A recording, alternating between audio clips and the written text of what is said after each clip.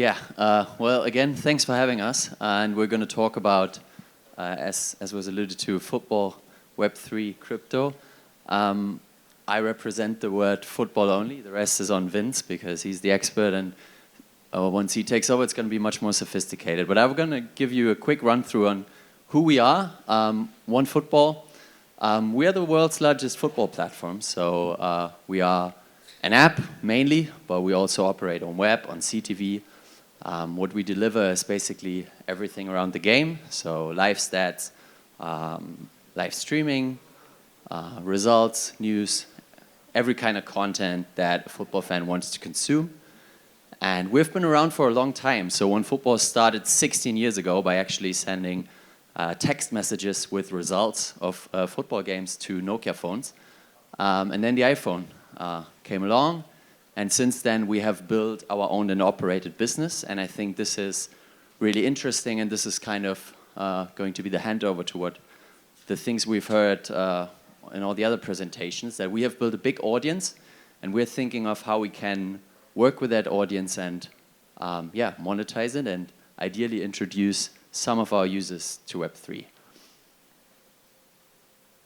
Our goal mainly is to deliver the best experience for a football fan. That starts with, as said, content, stats, results, everything you need to know, rumors on the transfer market. And then that business is mainly driven by advertising, so it's a classic B2B. And then we have built our D2C revenue streams on top of that. Starting with streaming, so live streaming, we have a pay-per-view model. We have pass logics, we sell live matches to our users. And can you go one slide back? I think, yeah, so we were here with streaming. Then in 2024, what we added on top was our so-called marketplace. So we're now also selling merchandise and kind of delivering not only content and streaming, but also physical products to users in case they're interested. And the fourth pillar is the community layer, which Vince will dive into a lot deeper in a few minutes. So what we have built, and I think now we can share a little bit of who our audience is. We've built a massive audience around football fans across the world. Our owned and operated, which is the most important to us, that's our app and our web, our connected TV. That's around 34 million users a year. Our owned and distributed, this is our publisher network, so we work with publishers to distribute football content. That's around 150 million per year. And then obviously we're also present on social, but it has been less of a focus for us since we've always really focused on building our own audience, owning our own users, and collecting relevant data to serve our users the best way when it comes to football.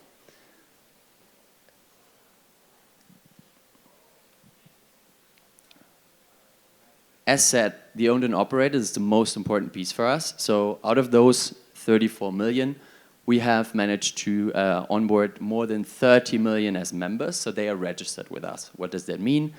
They are logged in, they share their favorite club, their favorite national team, their nationality, their home language, and then ideally also a lot of other stuff with us. So out of those 30 million registered users, we've been able to collect approximately 700 data points per month. So we're really building a big database on our football club members, how we call them. On the next slide, we're trying to explain a little bit how we leverage the data that we collect for our different business models. So it all starts with, as said, the football fan who registers at OneFootball, shares his favorite team, national team, etc., and then they log in.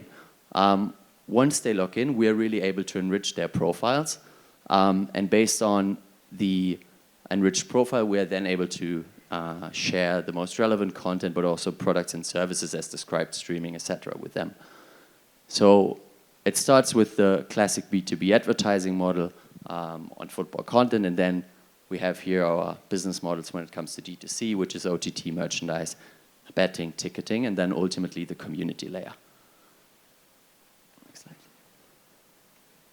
And the community layer is what we call the OneFootball Club. And this is an idea Vincent and the team came up with, I think 2-3 years ago.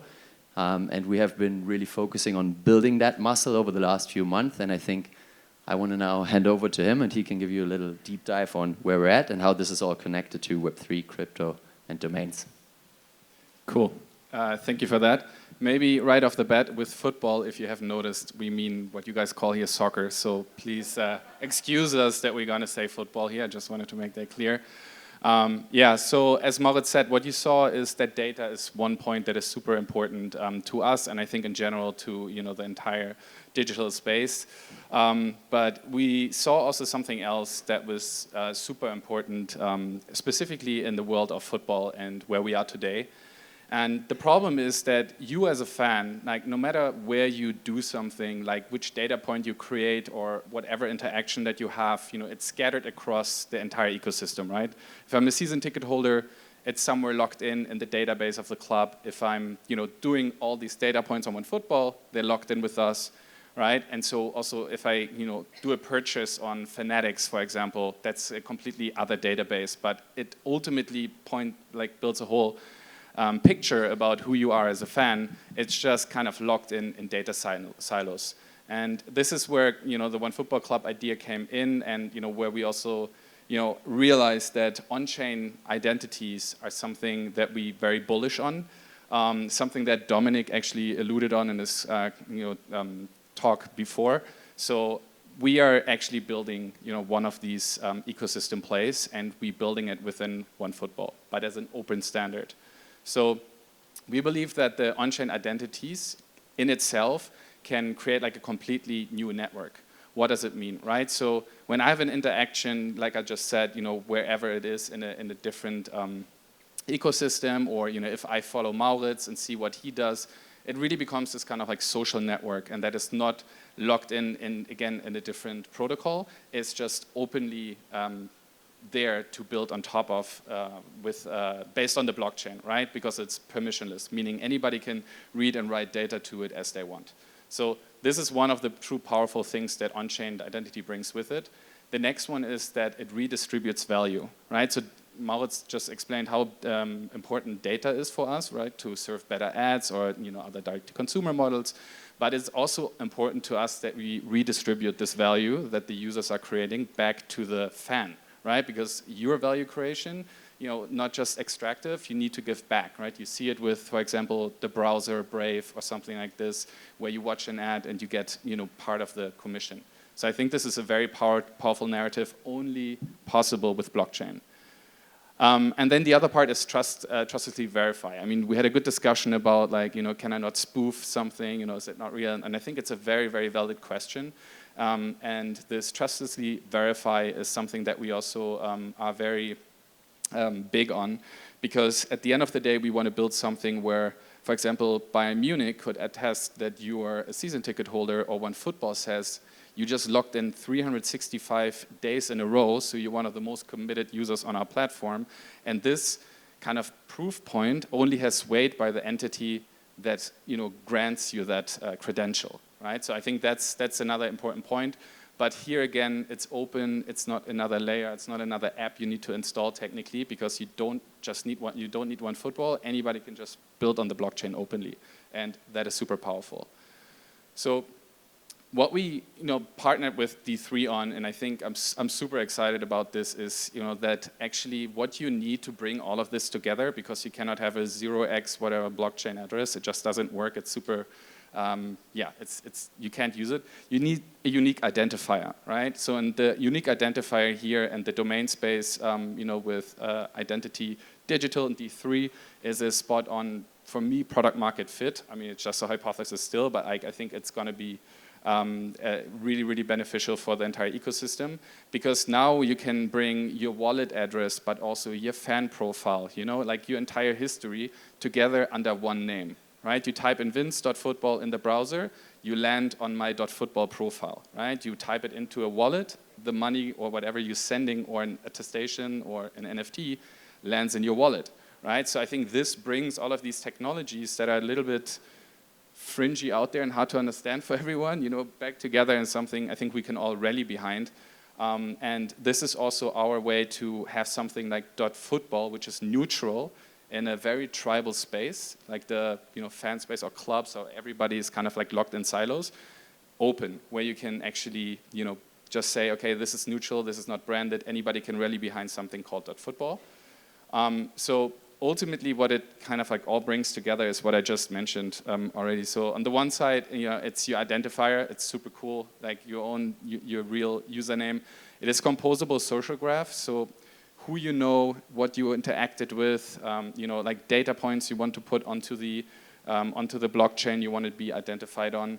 And then secure access. So something that Billy mentioned before was account abstraction, right? So our users don't know that technically a wallet exists. It's in the background. So you just sign in with your email, password, and a wallet is magically created in the background.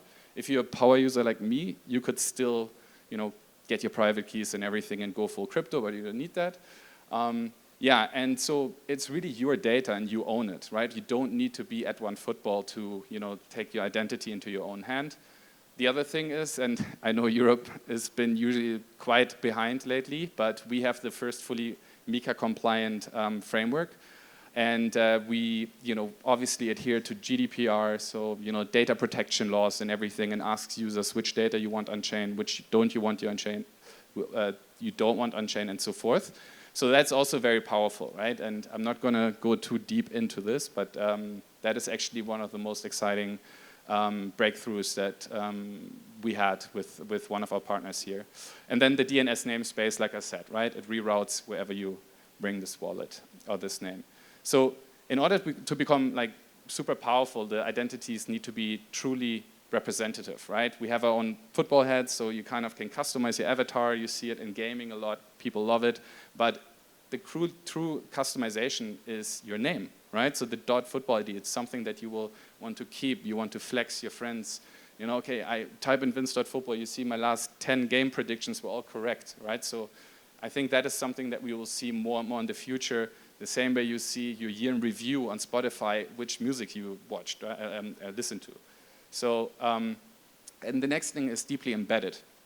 Right now, it's embedded into OneFootball, and it's getting more and more traction inside of what we're building, and also diversifies in general what we offer to the user base, because with generative AI and news delivered in the format that you want and so on, the community is the true value that you will have in the future. So it's super important that you build something for your users in the community that actually makes up the majority of your business.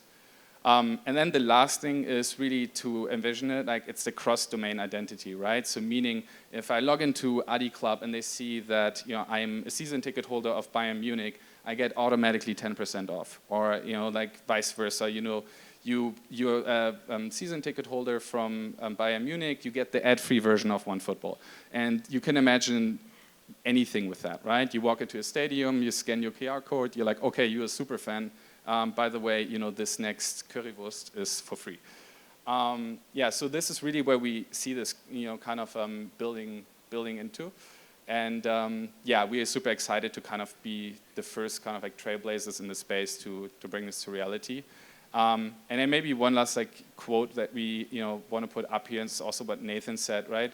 On-chain identities are not something that has been given to you by an institution. I don't want to put my passport on chain. Somebody else can do that, right? That's a completely other use case.